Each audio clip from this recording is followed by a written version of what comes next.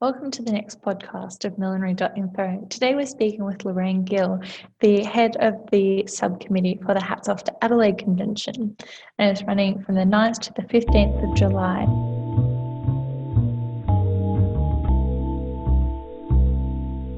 The convention is coming up in July, the second week of July, and it's hosted at the South Australian TAFE campus in the middle of Adelaide, the beautiful Adelaide.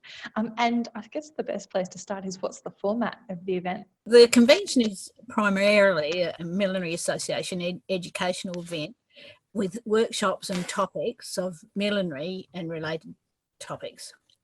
But there's social events such as the welcome party and the race day lunch to add to the ambience of the convention.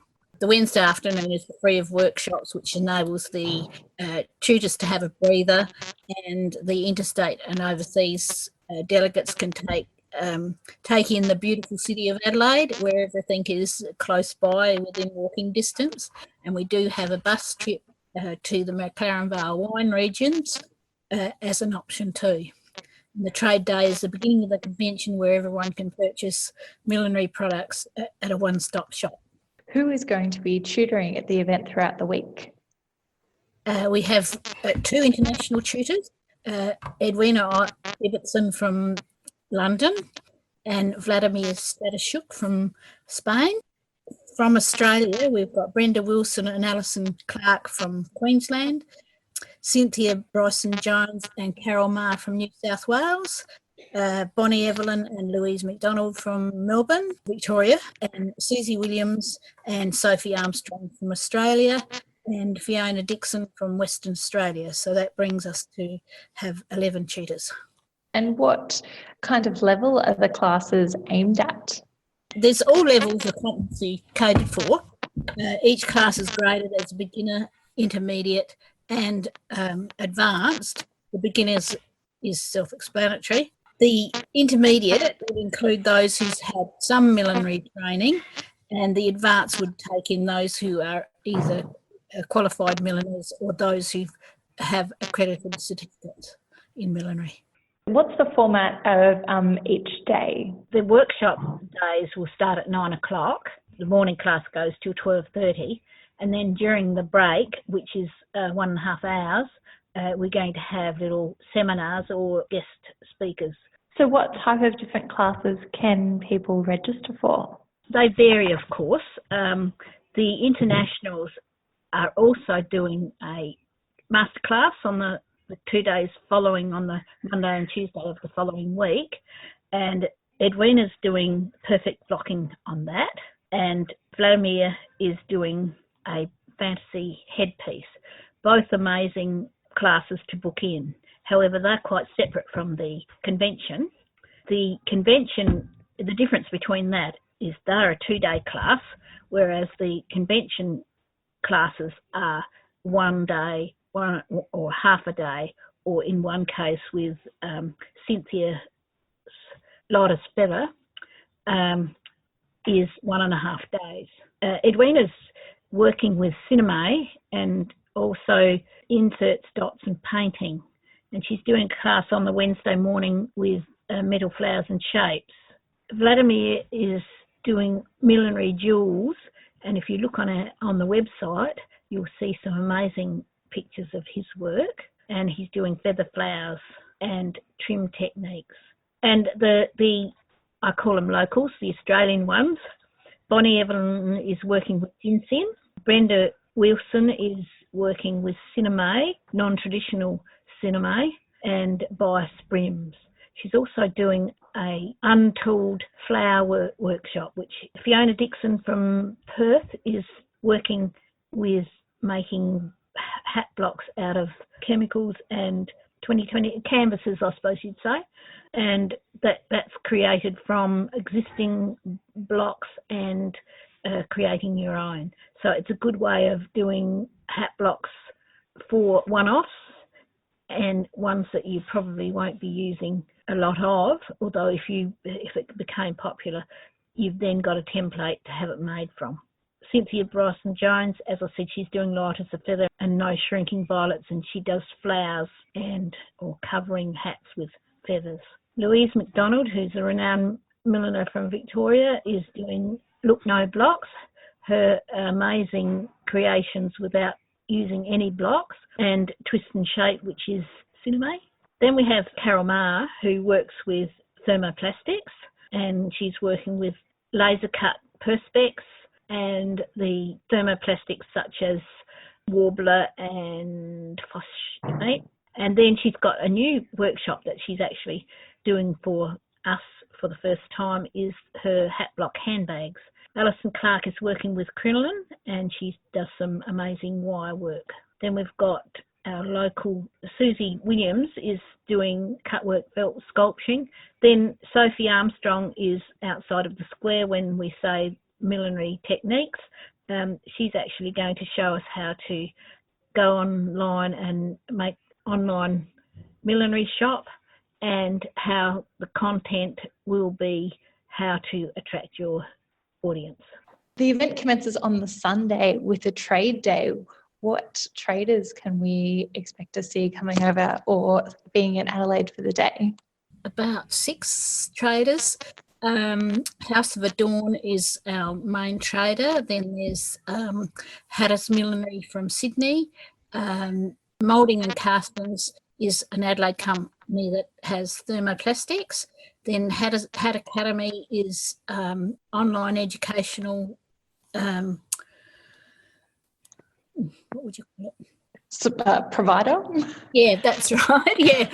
Then there's Kitch Trading, who trades in leather, and Hat Blocks Australia, who work out of the country, South Australia. We've got our service stands, I suppose you'd say. TAFE SA is going to have one, and the Millinery Association is another one. And is the trade day open to passers-by, or is it exclusive to the delegates? No, it's open to everyone who would like to come and spend their money. Fantastic. And then following the trade day, there is a cocktail evening where what can we look forward to at this wonderful event? The cocktail party is our opportunity to welcome everybody to the convention, and we'll be introducing the tutors and have a parade of their work, which will give those attending a view of their expertise and what they will be doing in their workshops. And where is the cocktail event hosted? Oh, that's going to be at the Convention Centre, which is it fronts the Elder Park and the River Torrens, which is fairly tourist. On that evening too, the Millinery Association of Australia will be announcing the winners of the 2017 MAA Millinery Design Awards, and also we'll announce the milliner who has been inducted into the Hall of Fame. And for our cocktail evening, is there a specific dress code for the cocktail evening? Well, definitely formal after 5. So that's your day to bling up. And it's amazing how on these occasions where it's a smorgasbord of looking at all these magnificent pieces, my thoughts are that the social events during the convention is an education in itself. Then on the final day, to celebrate the closing of the convention, I hear we can go to a race day. The racing industry is very linked to the millinery industry, and we think it's a good connection. So what better than a race day to have to celebrate the end of the convention? The event goes from 11 till 5, and we have lunch and afternoon tea. But it will be a jam-packed event with fashions on the field, millinery awards. We'll be showcasing South Australian millinery and fashions also. And the auction of the hats that are made during the Hatters Millinery Tutors Challenge at the Trade Day will be auctioned, and our local Women's and Children's Hospital will benefit from these proceeds. So tell us more about this Tutors Challenge. That sounds like an interesting aspect of the convention. What we do is place a few items, components for making hats into a box. They don't see it until the actual beginning, and in there too is some cash where they're able to individualise their hats by buying something from the traders at the trade day. Now, they are given 2.5 hours to make their creation. Then we will have a people's choice so that people can choose which is the best hat. Then at the race day, they'll be paraded with the milliner, and then they'll be auctioned during the race day. And so this obviously involves a great level of organisation and teamwork. And Lorraine, you're the head of the committee. And who have you been working with to put this event together? Well, there's 4 in our Hats Off to Adelaide Millinery Convention committee, and that's myself, Heather Clark, Di Robertson, Christiana Moore. We have a team of volunteers that are primarily my ex or current present students, and of course the Millinery Association committee. So there are many traders and there are many delegates, but do you have any other supporters to the event? So probably our biggest sponsor is TAFE SA, insofar as they're allowing us to use their premises. Then we've got Fast Sewing Machines, who are donating a sewing machine for one of the Fashions on the Field Millinery Awards prizes, and they are also offering the loan of 30 sewing machines to use during the workshops. And the other sponsors include Hat Blocks Australia, House of Adorn, Lily M Hats, Mimi Millinery, Judith M and Guy Morse Brown, Hatters Millinery Supplies, the Oaks Apartments where the tutors are all staying. Philip Tracy has kindly let us have one of his books as a sponsorship. The Hat Magazine. Then we've got the Total Package, the Salopian Inn, which is the venue that our Parentvale is heading to. Hat Blocks Roland, Hat Academy, Des's Bus Lines, Adelaide Mouldings and Castings. Then Perry Cutton, they've got a substantial prize for the Fashions on the Field. And the history of the Hats Off Convention, could you tell us a little bit about that? It actually was conceived here in Adelaide in our 2003 Hats Off to Adelaide Millinery Convention. It started by, I was teaching at TAFE, and I said to my students, you're probably sick of me teaching my ways. Wouldn't it be nice to have somebody else to teach something? So we thought about it for a while, and I said to them, well, why don't we have a 2-day workshop that, because the eastern states are the ones who were prominent back then. And anyway, we finished up sending out letters of expressions of interest. And let me just say that back then we didn't have social media and the internet to go by, so it was all Australia Post and or pen and ink to do, and no Excel sheets either. So in all, it was quite manual. And so anyway, we sent out expressions of interest, and we got such a response that we finished up. Our first one was 4 days, and we got 84 people attending, and then that was considered quite successful. And at the end of the 4 days, everybody said, well, when's the next one? And so we stupidly put up our hand and said we'd do it again in 2 years' time. The next one, in 2005, we had 105 delegates. Then it was, we decided we didn't want divorces in our family, so we then passed it over to the Millinery Association of Australia. And then from there it went to... There was 2 in Melbourne and 2 in Brisbane, and now it's back in Adelaide. Fantastic, coming back to its home base. And so having had a gap between the original two conventions and now this one, what have you found to be the most interesting, I suppose, change in the organisation, or one of the most challenging aspects of it? I think it's similar. Of course, there's probably a different scenario insofar as back when we first had our 2005 and 2003, there weren't any tutors coming to Australia at random to offer classes. We've found that there's been so much saturation of classes in each capital city that it's probably, it's made an impact on how many people come. So we haven't got any more numbers. In fact, I think it's around about the same numbers booked in so far, although we're hoping for more. And, the scenario is quite different. That's probably the most challenging thing, getting people to come.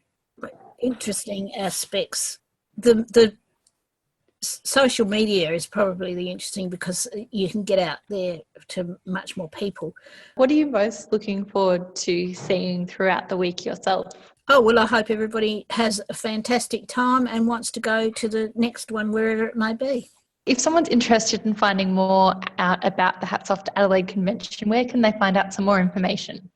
All the information's on the Millinery Association of Australia website, and if you click on the events and then Hats Off to Adelaide, you can see one link to the program and another link to OTIX, which is the ticketing vehicle, I suppose you'd say. And when someone's looking to purchase a ticket, do they need to purchase a whole week, or can they come for just a class? Or what are the options there? Yes, certainly they can come for the whole week, and they can have just workshops, and they can have just social events, which is the total package is the more economical way to do it. But they can buy different packages or book into one class, two classes, or however many they like. Fantastic. Have any classes sold out so far? Yes, there's 10 or 11 sold out, yes.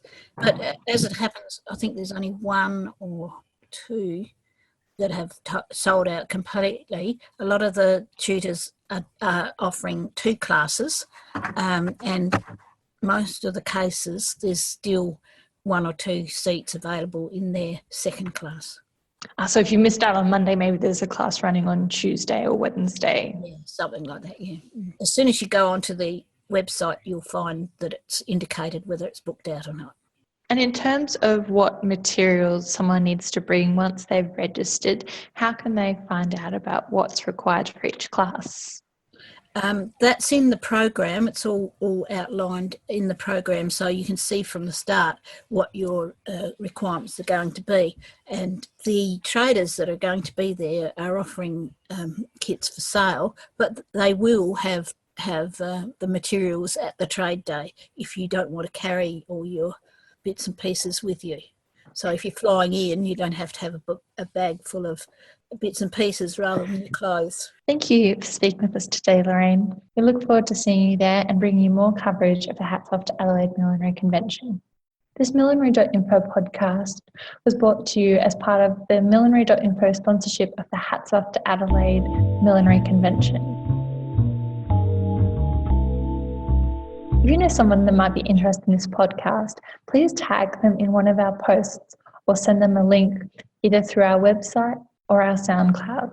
If you have an interesting hat story to share or know someone with an exciting millinery adventure coming up, please contact us via our website so we can help share their story.